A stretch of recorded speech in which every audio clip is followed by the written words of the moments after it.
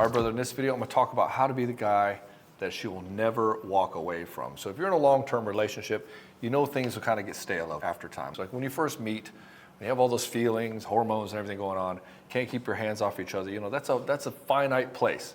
It's a place that biologically speaking, we call the honeymoon phase. And then the honeymoon phase lasts anywhere from about a year to 2 years, depending on how connected you are with the person and how many conflicts you have. So if you have a lot of conflicts with this person, it's probably gonna shorten down to like 6 months, maybe 2 months. But if you're really connected, if you're really high compatibility and she's very attractive to you and you're really attractive to her, then it could go up to 2 years. And then the thing is the relationship doesn't really start until after that. That place will keep you going regardless, and it'll make you look over red flags. Like you'll just look past them and you'll just say, well, our love will survive everything. And that's not really love. What it is, it's an infatuation phase. And so the real relationship starts after about year 2, somewhere around that point when the honeymoon phase changes to just a normal relationship. And so that's a defining moment for a couple. Like, can you actually make it past that place and actually have an engaged relationship? And if you want to be the kind of guy that women don't walk away from, it's crucial for you to be able to transition this and pivot properly. And then once you are pivoted into this place where you're deeply and soul connected, can you maintain that? If you can maintain that and you pivot it properly, you don't have to worry about like if she's ever going to leave you. She'll be so dialed in and she'll want whatever you want. She'll want you and she'll pursue you all the time. So if you want to learn how to do that, or if you're in a marriage that's falling apart and you want to learn how to switch this around, pivot it really quick, watch everything in this video, because if you miss any of these points, it's going to make it harder for you to actually do it faster. And of course, if you're in a situation that you don't like, you don't desire, faster is better. So watch this whole video and do all the things. My name is Ed Baxter and I help guys in betrayal situations. I've coached thousands of men. Tens of thousands of men have come through my doors in one form or another. I've had over 3,000 guys come through the Betrayed to Badass program. And that's what we do. We'll get you to that place where you make the right decision for you and your children. Most men are not having any kind of purpose in their lives. They're just living this game of another dollar, another day, or living the dream, bro. And it's like, yeah, I can tell you just really the dream for you is just put an ice pick in my fucking eye. So you, in your life, are you excited about your life? Are you excited about your future? Is there something that, are you going towards some sort of a compelling vision? Because if you're not, what ends up happening is that you become this Debbie Downer. And she can't really look up to you for a source of positivity and openness. What she sees is a guy who's shut down. What she sees is a guy who isn't really excited about where he's going. What she sees is a guy who's getting his ass kicked by life. And so if you have this purpose, if you've got something that you're excited about and you're building towards, you're going towards, then that energy should now manifest in your day-to-day life, and that carries her with you. In other words, your positivity, your openness, your growth, your purpose now bleeds into the relationship. And so you get up in the morning and you're happy about what you're doing, you're happy about where you're going, and everything is full of possibilities. And for a lot of guys, if you're building a business or if you're really trying to push the corporate ladder, this can become a slog. And it can be hard for you to really bring this energy out every day. And so part of the process of you being able to be a savage producer in life is your ability to leverage your own emotional states or be able to pivot your emotional states and have high emotional resiliency so you can force yourself or be able to leverage yourself or leverage your emotions or leverage the pit or the fear or whatever it happens to be to get you to move and pivot in the way that you need to do it. Most people won't do this. Most people do not live with or lead with this kind of purpose. And so what they're doing is they'll see something that they want, and then they'll see what's required for what they want, and they'll see that it's hard, and then they'll back up and say, well, maybe I don't want to do this. But the problem with this is there's a cost. There's a cost for not leaning in and pushing through the fear. And so what ends up happening is now your life starts to get defined by failure. And this is where you see this guy who is like, he's just working his 9-to-5 job and he just lives for the weekends. Because he's already given up hope in his career. He's already given hope in his business. He's hoping somebody will notice him instead of creating his own destiny and creating his own purpose. And so this leaks into his relationship. His wife sees this. And she's like, well, you know, he's just another cog in the wheel. He's not really excited about his life. And what ends up happening is the guy who would normally be on fire with his life because he has this openness of possibilities now starts to constrict. And so when he comes home, he just wants to sedate. He wants to drink beer. He wants to play video games. He wants to watch football on the weekends and maybe just play with his kids. And his wife looks at him and is like, well, he's a nice guy, but he's not really going anywhere and he's not really doing anything. He's not living with passion and purpose. And so this is a place where the guy, if he stays in here, now he'll become depressed at home as well. He just won't enjoy his life at home. And now his wife starts looking at him like, I don't even think he likes being here either. He doesn't like me, he doesn't like the kids, doesn't like being a dad, doesn't like his job. Like, I don't know why he doesn't change his life. Like, why doesn't he just make his life better? Why doesn't he just go do the things that's awesome for him? And so this is where the guy will start hearing these comments from her, like, well, why don't you get another job? Why don't you do this? And then she'll see that he won't do it, and she'll see him failing in front of her. And when she starts to see this, the resentment starts to kick in, and she starts thinking, well, this guy's not going to go do anything. He says he wants all these things, but he's not doing what's required to make it happen. And then she starts to see that he's weaker than she originally thought. And now in this place where, when they first dating, maybe his world was small. Maybe he was single, and obviously he was single, but he didn't have or he just had his job. He didn't have kids. He didn't have a mortgage. He didn't have all these other things. And so then when he got married to her and he had kids and he got his job and he maybe started a business and stuff, what he needed, it's expanded. Everything he could do was expanding, and it required him to level up and grow. And the problem is this woman saw him in this smaller place, and she's like, this guy's dominating. He's so sexy. I love it. Look at his attitude. Look at his confidence. Look at his swag. Look at his hubris at moments. And then he has this expanded circle of influence or responsibility, and he's getting his dick kicked in all the time, and she's like, this guy's failing all the time. Why doesn't he rise up and move? And so where in this smaller place, she really admired him, now that the responsibility has grown, she's not admiring him so much anymore, because now he's getting beat up. He's not leveraging his own emotional state, and he's not leveraging his purpose to move forward through to his greater future that he wants to take his family. Or he's pushing so hard towards it that he forgets about today. And so if you don't even have this purpose, you end up getting caught up in the slog. And then the slog comes home, and you can't leave the war at work. It comes home with you, and now you're just not the kind of guy that can be present with her. And it's because you weren't able to leverage yourself in your own purpose. You weren't leading with your purpose properly. And so this is a fundamental truth that men need to realize, that if you don't have something that you're expanding towards and growing towards and have a greater possibility for a future, it's going to lead into a relationship. And if you start complaining to your woman about this, about all the difficulties and hardships, and you can't leverage yourself, there's nothing wrong with sharing it with her so she knows what's up. But when you're complaining about it because of this habit where your entire conversations around your career and what you want to do starts being defined by failure, now she starts to see you as a failure. Not because she sees you as a failure, but because you see you as a failure, and she's feeding off of that. So obviously, you cannot allow yourself to fall apart. Your woman believes in you as much as you believe in yourself. And so she's just going to be a reflection of that. If you cannot believe in yourself, and you can't believe in a better future for yourself, and you cannot have and tap into that indomitable warrior spirit to actually fucking go when you don't want to, then what's going to happen is that she's also going to see that, and she's going to reflect that back to you. And so this is the number one killer of a lot of relationships, because the guy will lose his job or something, and he'll go into a depression because his entire self-worth and value was based on what he could produce. Most men don't have this situation where they feel like they're intrinsically valuable. It's always about what kind of resources they can bring in, what kind of money they can do, what kind of status that they have. And so when they lose that, they have nothing in the family. Like, my wife doesn't have this problem with me, because if this business, Genuine Attraction, blew up, it fell apart, or whatever happened to it, yeah, I would be upset, but then I'd move. I'd go do something else. And so my wife isn't worried about that. She's like, well, I know he'll produce and do something regardless. And it's because I'm not looking to her to make me feel better about myself. I'm just going to go and move because that's what I'm built to do. My purpose is building awesome courses, coaching men, and having an amazing community. That's what I do. That's the game I choose to play today and the game I'm playing in the future. So regardless if this thing here works out or not, or if I can't do it, or if I make mistakes and the whole thing blows up on my face, I'm still going to be doing coaching, courses, and community. I'm still going to be doing that. That's the game I love to play. That's why I'm doing it. So knowing this, my wife can say that I'll never let her down. And she said this many times. She's like, yeah, he'll never let me down. I'm like, and he's like, well, what do you mean? It's because I don't let myself down. Because I'm still going to go play that game. I'm going to pick myself up, tap into my indomitable spirit, and have purpose and lead from this purpose.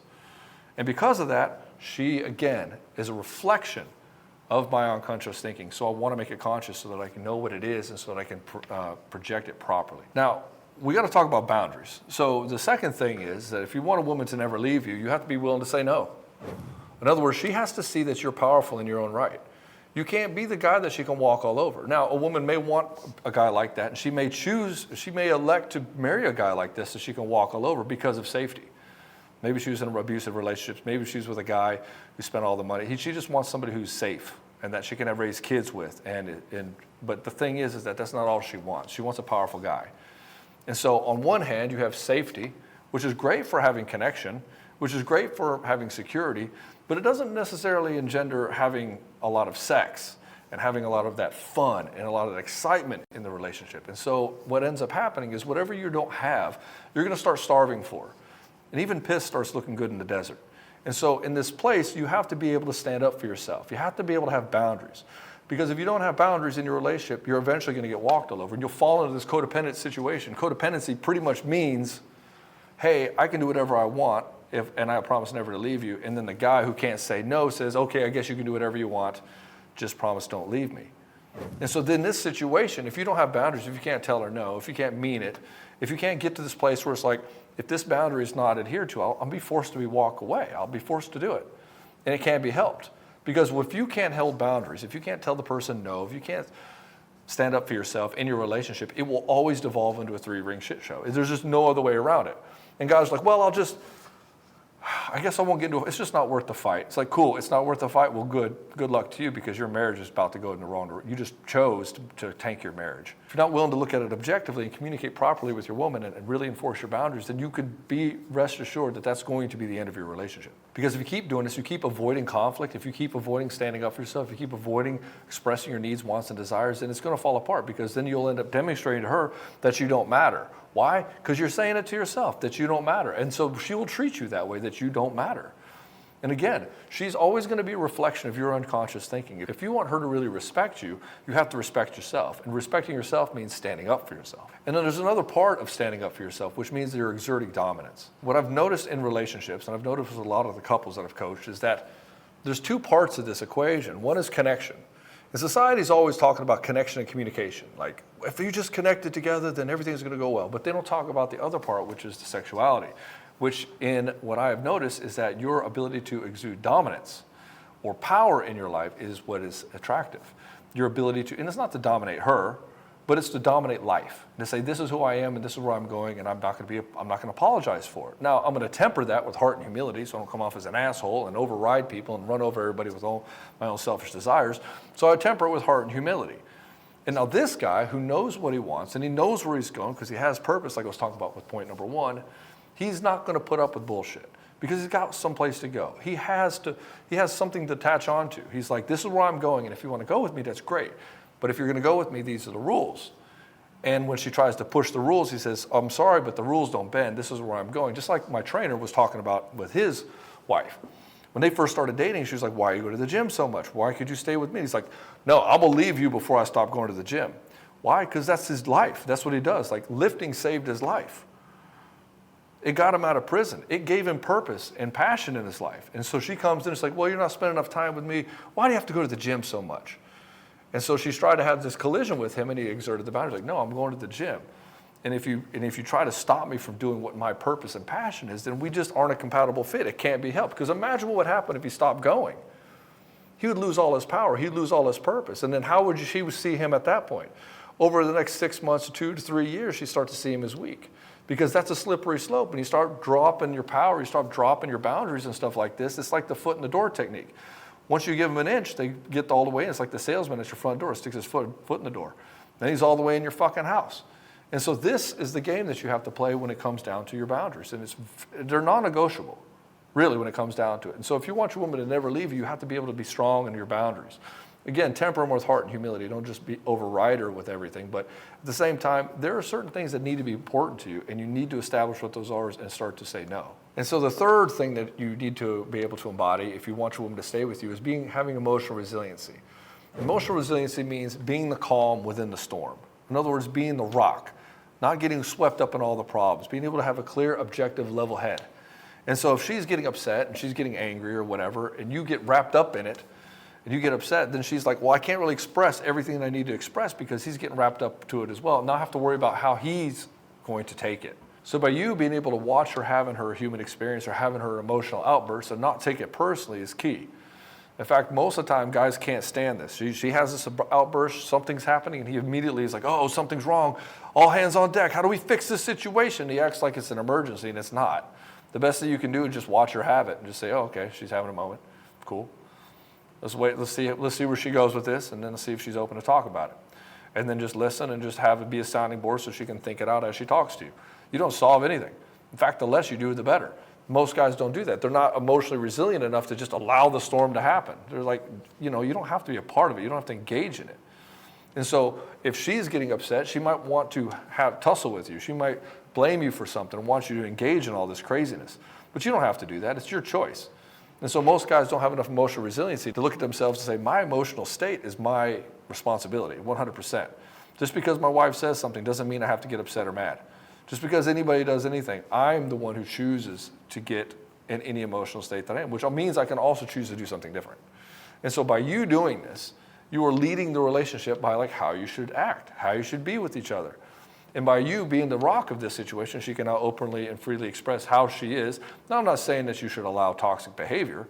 No, you should hold a boundary to that, but she can be upset and it's totally fine. And this is what creates a safe place for her to be. Now, if she gets upset and then you get upset, then she's going to feel like she has to temper herself back because now you're going to get upset too. And so she's going to feel like she's not safe, that she can't really express how she is because you get upset.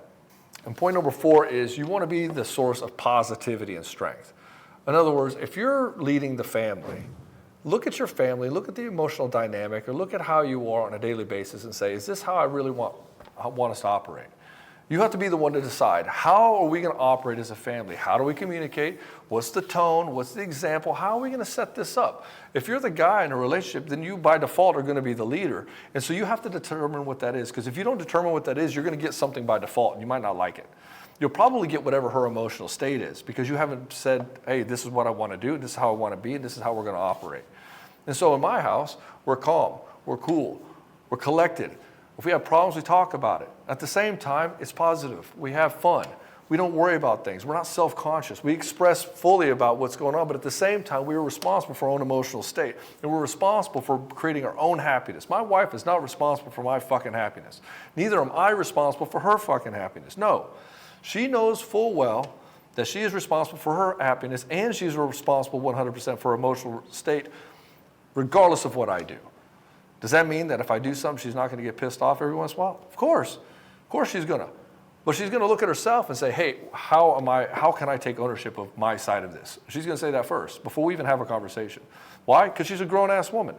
I can't tell you, if you're watching this is going to be filled up with comments with guys going, those women don't exist, Ed. I've never seen those women in my life. Yeah, because the women in your life are a reflection of your unconscious thinking. So if you're having a bunch of emotionally volatile women in your life, look at yourself. Why are you allowing this in your life? Why do you have these conversations? Why don't you just have different people in your life? Why not just be the standard? Why not just hold the line? Why not just hold the boundary? Why not just not put up with it? You'd be surprised how people will button up when you just don't tolerate bullshit. And so guys are like, well, there's no woman I've ever met's ever taken responsibility. It's like, yeah, because you probably don't take responsibility for yourself, which means you don't set the standard for the other people in your life too as well, which means that you have confirmation bias, which means like let's say you buy a red Mustang, and now you see red Mustangs everywhere. This is like the guys coming into the program where they say, hey, I can't find a good woman in my life. I've been dating around, all there are is these single mothers that want to be saved. Where are the real women out there? It's like, well, how about you be the guy who is the standard and just doesn't accept that kind of thing? Why are you going out with these women to begin with? You already saw it. Why'd you go out with her? Why not just elevate your game? Like, well, Ed, you don't understand the landscape out here. It's like, well, we're not looking for all women, brother. We're looking for one that matches you well. And we're looking to change our relationship into one that is the example, that is the standard. And you, as the man, as the leader, have to set the standard for the other ones to follow. You have to say, this is what I want in my life. This is what I'll tolerate. This is what I won't. And if you're not willing to do that, you're just going to keep getting what you got. You're going to live by default, which means that other people are going to dictate what's going on in your life. And the last point is you should constantly be evolving. In other words, you should always be moving. And what I mean by that is you should always be growing. You should always be going to the next level. Why? Because if you do this, it's going to stretch the rubber band. Your woman's going to be looking at you thinking, oh, this guy's going to leave me. Not leave me in like he's going to abandon me or run away from me, but he's pulling away from me in life. He's learning and he's growing faster than I am. And when this happens, your woman's going to say, this guy's a catch and he's moving faster than I am. And I have two choices here. One, I can try to sabotage him. I can try to manipulate him, tell him not to go to the gym, tell him he can't follow his career, his purpose, or tell him that he's going to be a failure, try to sabotage him, or I can take a hard look at myself and decide that I want to rise with him. And so if you hold the line and you continue to rise and you don't allow her to sabotage and you hold hard boundaries on any kind of sabotaging or manipulative or toxic behavior, lying or gaslighting, you say, this cannot be in my life, I'm sorry, you'll have to go, and be willing to walk away, not because you're a hard ass, But because you set the standard, like this is where we're going with our life. We're being magnanimous. We're saying this is what I want. This is what I want to be as an example for my children. And when I'm going towards that, she's going to be forced into one or two directions. I have to rise with him, or I have to look at myself in conjunction with him and say, like, I choose not to rise. Look, he's doing all this stuff, and it's going to highlight. It's going to be a mirror for her. She's choosing not to do it, and it's going to be intolerable. So she'll have to do one or two things. She'll have to try to sabotage you, but she'll already see that you'll hold the line with your boundaries, and it'll be intolerable for her, and she'll have to go. Or she'll rise with you, and you'll have an amazing, awesome, soul-seductive relationship. And that's how we do it. That's what we teach guys how to do in the Soul Seducer program. That's why it's called that. If you want to be a part of that program, check out the link in the description below. We'll turn your relationship around really fucking fast. And if you've been betrayed, you're going through that situation, we'll turn that around. We'll turn your life around. We're not here to save you and save your relationship if she's cheated on you. Usually that's a fool's errand. What we're here to do is turn you into the guy that never happens to again. I'm just going to be real with you. If your wife has cheated on you and you're trying to turn that around, you're trying to get her to come back, and you're doing all these things, you're just encouraging her to cheat on you again. And so any program out there, any coach out there that tells you differently is lying to you. I'm telling you right now. If they're telling you that they're going to save your marriage and your wife is cheating on you, it's not going to happen. Because you just then told her that not only is it okay to cheat on you, she gets a different, better version of you for doing so, which means why not do it again? And how does that help your own self-respect? It doesn't. So if you're going to hold the standard of no cheating in my life, then I have to be the standard of no cheating in my life. And if you want to turn that around, you want to be a fucking savage soul seducer so that the next one will be the one that sticks, check out the link in the description below. Brother, I love you very much. Hit the subscribe button if you want to make sure you get notified of the next one, and hit like so other guys will also see this video.